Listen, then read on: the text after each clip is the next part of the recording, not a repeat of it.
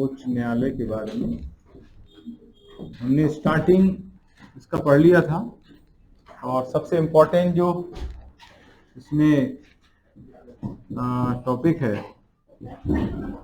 वो पढ़ना है आज, इसके क्षेत्राधिकार। जैसा कि मैंने कल बताया था कि यहाँ से 3 मार्क्स, 5 मार्क्स और 11 मार्क्स के क्वेश्चन लगातार बन रहे हैं।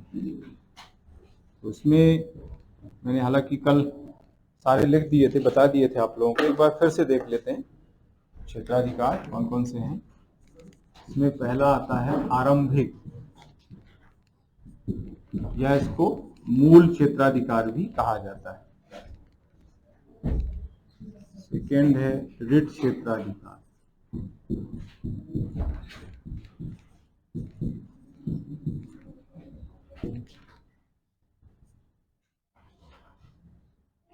फिर आता है अपीली क्षेत्राधिकार। फिर है परामर्शी,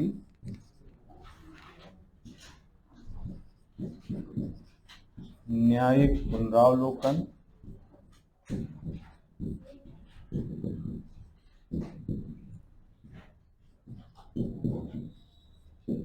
न्यायिक समीक्षा। न्यायिक समीक्षा अलग से आपके सिलेबस में दिया गया है, इसको हम डिटेल में पढ़ेंगे।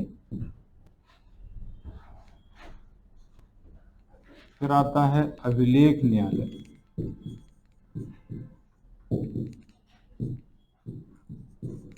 अभिलेख न्यायालय के रूप में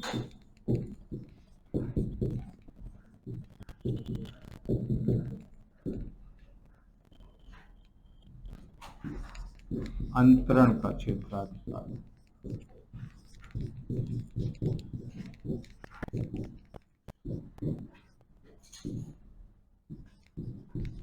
नियम बनाने तथा जांच का क्षेत्राधिकार है ना। तो ये है क्षेत्राधिकार। इसमें आरंभिक क्षेत्राधिकार पिछले बार ही प्री में आया हुआ क्वेश्चन है, ये है ना, आया है ना प्री में। यूपीएससी में भी आ चुका है ये प्री में, एमपीपीएससी में पिछले बार आया है, और न्यायिक समीक्षा मेंस में आ रहा है लगातार, है ना। इन दोनों में डिफरेंस आपको पूछा जा सकता है। मैंने टेस्ट सीरीज में भी एक क्वेश्चन इसका दिया हुआ है। अपीली क्षेत्राधिकार आपको 3 या 5 मार्क्स में पूछ सकता है, इंपॉर्टेंट है। परामर्शी क्षेत्राधिकार 5 मार्क्स में, 3 या 5 दोनों में से किसी में भी पूछ सकता है। प्रारंभिक क्षेत्राधिकार 3 मार्क्स में पूछा जा सकता है। रिट क्षेत्राधिकार 3 या 5 मार्क्स। रिट क्षेत्राधिकार को दूसरे तरीके से भी पूछा जा सकता है, हालांकि पहले भी पूछा गया है। मौलिक अधिकारों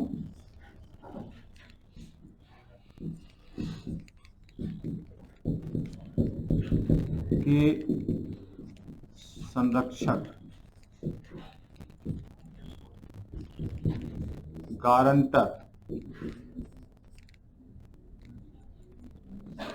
तथा प्रवर्तक के रूप में भूमिका। रिट क्षेत्राधिकार को इस रूप में भी अलग से पूछ सकता है। 3, 5, 11 मार्क्स में भी इसको पूछ सकता है। 11 मार्क्स। और इसको मैंने दूसरे तरीके से भी बताया था कल, है ना। 3 चीजें इसमें हम लिख सकते हैं। सर्वोच्च न्यायालय है वो संविधान का संरक्षक, संविधान का व्याख्याकार, और मौलिक अधिकारों का गारंटर, संरक्षक और प्रवर्तक, है ना। तो ये जो 9 करीब पॉइंट है ना, 9 पॉइंट्स है, इनको हम 3 हिस्सों में डिवाइड करके लिख सकते हैं, है ना। संविधान के संरक्षक के रूप में, तो संविधान के संरक्षक के रूप में मैंने क्या क्या बताया था, संविधान के संरक्षक के रूप में एक तो न्यायिक समीक्षा मैंने बताया था, और अपीली क्षेत्राधिकार मैंने बताया था। व्याख्याकार के रूप में एक तो अभिलेख न्यायालय है, और आरंभिक क्षेत्राधिकार, परामर्शी क्षेत्राधिकार है, और न्यायिक पुनरावलोकन, है ना। ये 4 जो है, ठीक है। आरंभिक क्षेत्राधिकार को अगर दूसरी तरीके से पूछना चाहे तो ऐसा पूछ सकता है कि भारत के संघीय ढांचे को सुरक्षित रखने के रूप में इसकी भूमिका क्या है, या समझाइए, तो हमें आरंभिक क्षेत्राधिकार को बताना पड़ेगा। अब हम अलग अलग जो क्षेत्राधिकार हैं जिनके बारे में हम पढ़ने वाले हैं उनको एक्सप्लेन करेंगे। आरंभिक क्षेत्राधिकार या मूल क्षेत्राधिकार, इंग्लिश में कहते हैं ओरिजिनल ज्यूरिसडिक्शन, इसको इंग्लिश में ओरिजिनल ज्यूरिसडिक्शन कहा जाता है। तो इसके अंतर्गत ऐसे मामले आते हैं जिनकी सुनवाई का अधिकार केवल और केवल सर्वोच्च न्यायालय को ही दिया गया है, यानी किसी अन्य न्यायालय या निचले न्यायालय को ये अधिकार नहीं दिया गया है ना। जिनकी सुनवाई केवल सुप्रीम कोर्ट में ही हो सकती है, निचले न्यायालय में नहीं हो सकती है, तो उन मामलों की सुनवाई सुप्रीम कोर्ट करता है, और उसको हम कह देते हैं आरंभिक क्षेत्राधिकार या मूल क्षेत्राधिकार। ये हाईकोर्ट को भी इस तरह के क्षेत्राधिकार हैं, तो इसमें आपको मैं आगे बताऊंगा कि कुछ ऐसे क्षेत्राधिकार हैं जो हाईकोर्ट को भी प्राप्त हैं, जैसे प्रारंभिक क्षेत्राधिकार हाईकोर्ट को भी है, न्यायिक समीक्षा का अधिकार हाईकोर्ट को भी है, परामर्शी नहीं है, अपीली क्षेत्राधिकार हाईकोर्ट को भी है ना। अभिलेख न्यायालय के रूप में हाईकोर्ट भी काम करता है। कुछ जो क्षेत्राधिकार है दोनों में कॉमन है। तो आरंभिक क्षेत्राधिकार, हाँ, रिट जारी करने का अधिकार भी है। आरंभिक क्षेत्राधिकार आ गया समझ में क्या होता है। आरंभिक क्षेत्राधिकार ऐसा क्षेत्राधिकार होता है जिसके अंतर्गत सर्वोच्च न्यायालय को सुनवाई का अधिकार दिया गया है, मतलब सुनवाई सर्वोच्च न्यायालय ही कर सकता है और कोई न्यायालय उनकी सुनवाई नहीं कर सकता है। उसमें जो मामले आते हैं उसमें 2 प्रकार के मुख्यतः मामले आते हैं। देखिए इसका आर्टिकल भी आपको ध्यान रखना है।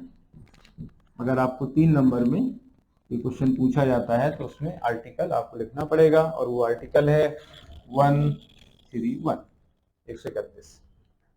और इसमें जो मामले आते हैं उन मामलों का उल्लेख आपको करना है। एक है केंद्र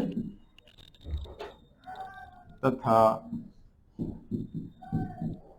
राज्यों के मध्य विवाद के मामले।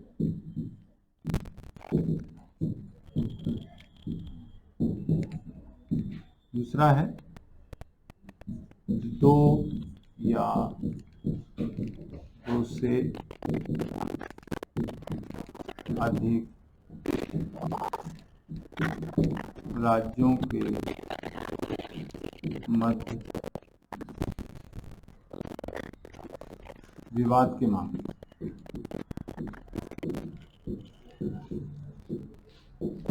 है ना।